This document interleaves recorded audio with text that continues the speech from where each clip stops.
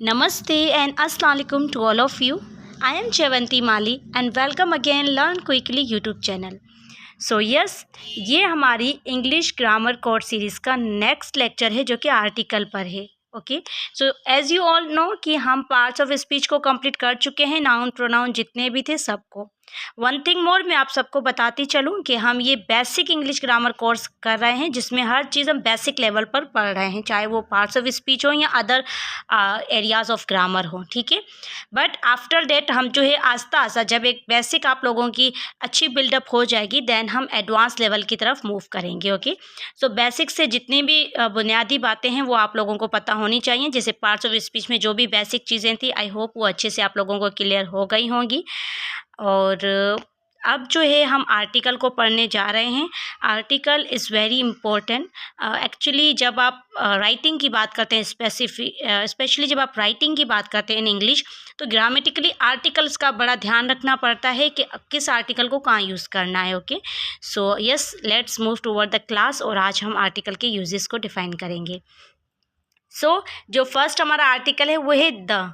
ठीक है, सो usage the is used when referring to a specific item that is already known to the reader or listener.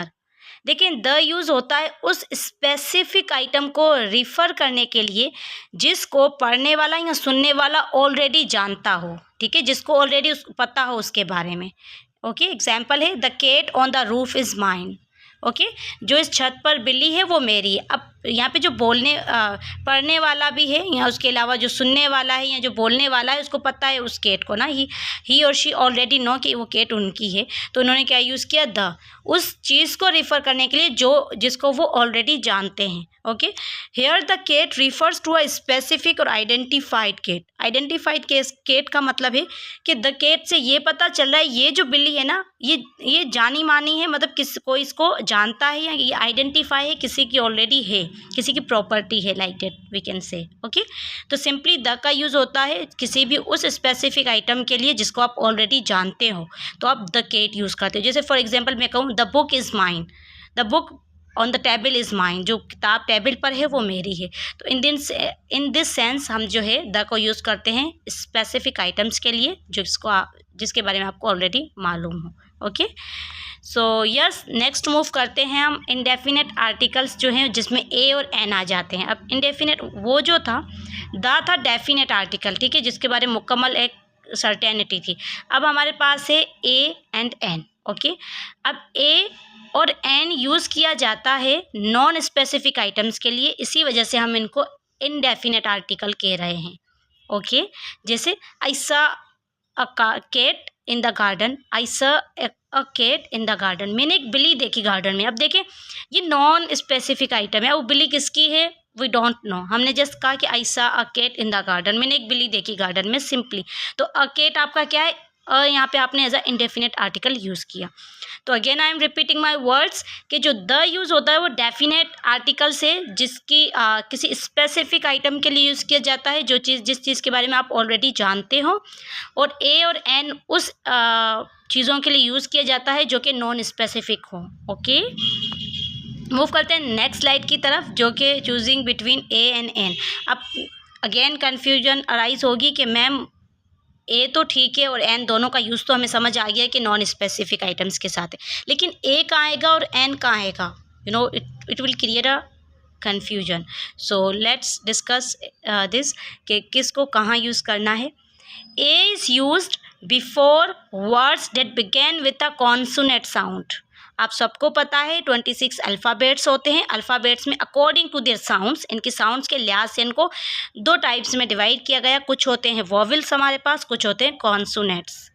Vowels कहते हैं ए ई आई ओ you को, very basic जो कि सबको पता होगा. कॉन्सोनेंट बाकी 21 अल्फ़ाबेट्स कॉन्सोनेंट्स कहलाते हैं.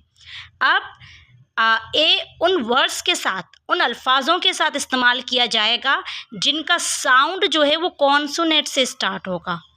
ठीक है, अब देखिए लाजमी नहीं है वो ए आई ओ यू से स्टार्ट हो, नहीं, लेकिन अगर उनकी आवाज़ भी कॉन्सोनेंट से मिलती जुलती है, ठीक है। कॉन्सोनेंट आपके क्या हो जाते हैं, B C, A I O you को छोड़कर जितने भी अल्फाज हैं वो कॉन्सोनेंट्स हैं, ठीक है।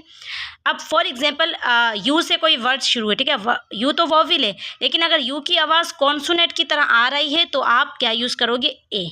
सिंपली ए उन अल्फाजों के साथ इस्तेमाल किया जाता है जो कॉन्सोनेंट का साउंड देते हैं, जैसे अ बुक, सिंपली बी क्या है आपका कॉन्सोनेंट है, a book, a car.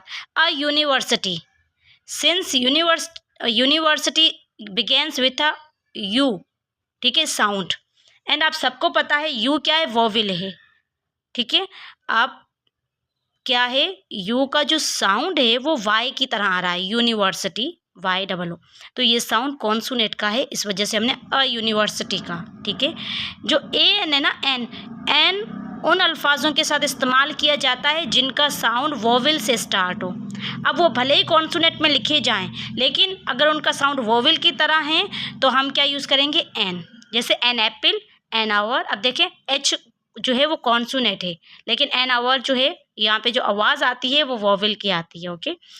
An honest, since our and honest start with silent H. अब देखें ओ से स्टार्ट, आवर, हम हवर नहीं कह रहे, हम अवर कह रहे हैं, मतलब वोवेल से साउंड ले रहे हैं। ऑनेस्ट, हम एच को साइलेंट करके ऑनेस्ट कह रहे हैं, मतलब ओ का साउंड ले रहे हैं, तो ये वोवेल से, तो इस वोवेल साउंड के साथ हम क्या इस्तेमाल करते हैं, ए एन, एन का इस्तेमाल करते हैं, और कॉन्सोनेंट साउंड के साथ ए का इस्तेमाल किया जाता है। अब देखें अगेन मैं रिपीट कर रही हूँ कि जो आर्टिकल्स हैं वो 3 होते हैं। जो हमारा द है, द को डेफिनेट आर्टिकल कहा जाता है, इसलिए क्योंकि स्पेसिफिक पार्टिकुलर जो आइटम्स होते हैं उनके साथ यूज़ किया जाता है, जिसके बारे में आपको ऑलरेडी पता हो। द बुक, द चेयर, इस तरीके से, द पेन, ओके। ए और एन आपके इंडेफिनेट आर्टिकल्स होते हैं, ये उन चीज़ों के साथ इस्तेमाल किए जाते हैं जिनके बारे में आपको पता ना हो। In simple words we can say that the non specific items, okay. A का इस्तेमाल किया जाता है उन अल्फाजों के साथ जो कॉन्सोनेंट साउंड देते हैं, और एन का इस्तेमाल किया जाता है उन अल्फाजों के साथ जो वोवेल का साउंड देते हैं, ओके। आई होप ये कन्फ्यूजन आपकी अच्छे से ख़त्म हुई होगी। नेक्स्ट है स्पेशल केसेस। एक है अ हिस्टोरिकल इवेंट। अब देखिए यहाँ पे हमने a historical event, some people use an before historic but it's generally A because the H is pronounced. अच्छा, एन अगर कोई यूज़ करता है ना एन हिस्टोरिकल इवेंट, तो वो गलत है। जर्नली समटाइम यूज़ किया जाता है, बट यहाँ पे जो ए है ना वही यूज़ होगा, क्योंकि एच यहाँ पे प्रोनाउंस्ड किया जाता है। हम हिस्टोरिकल नहीं कहते, हम हिस्टोरिकल कहते हैं, एच को साउंड करते हैं, ओके। अ हिस्टोरिकल इवेंट, ये सही है। A one time opportunity, even though one start with a vowel letter it sound like it start with Y, one W से लगता है ना, तो इस वजह से यहाँ पे हमने ए यूज़ किया, अ one time opportunity, okay. Next है हमारे पास समरी में हम थोड़ा देखते चलें इसका फाइनल फाइनल इसका कंक्लूजन। डेफिनेट आपका द होता है जो स्पेसिफिक के साथ यूज़ किया जाता है। इनडेफिनेट आपके ए और एन होते हैं जो जर्नल चीज़ों के साथ यूज़ किए जाते हैं। जो आपका साउंड जो है वो कॉन्सोनेंट्स का साउंड आता है जिन अल्फाजों के साथ, वो उनके साथ हम ए का इस्तेमाल करते हैं, और जिन अल्फाजों के साथ वोवेल का साउंड आता है उनके साथ एन इस्तेमाल किया जाता है, ओके। सो आई होप आपको ये छोटा सा लेक्चर आर्टिकल के ऊपर अच्छा लगा होगा और समझ भी आया होगा। So thank you so much for watching my videos, and please if you like my video kindly like, share and subscribe my channel for more grammar lectures, okay। and one thing more, my all family members, कि जो article हैं वो बहुत important होते हैं, either for speaking even you know what, speaking और writing both, क्योंकि जब आप एक ग्रामेटिकली चीज़ों की बात करते हैं तो आपको सही ग्रामर यूज़ करना बड़ी ज़रूरी होती है। जब आप द ए एन का राइटिंग में और स्पीकिंग में सही इस्तेमाल करेंगे तो ये चीज़ इस बात को बताती है कि you know grammar very well, okay. So I hope article के हवाले से आपको सब चीज़ें समझ आई होगी। अगर नहीं तो आप कमेंट बॉक्स में अपना सवाल पूछ सकते हैं। और अगेन अगर आप लोगों को मेरी वीडियो अच्छी लगी तो kindly like, share and subscribe my channel. Bye bye, thank you.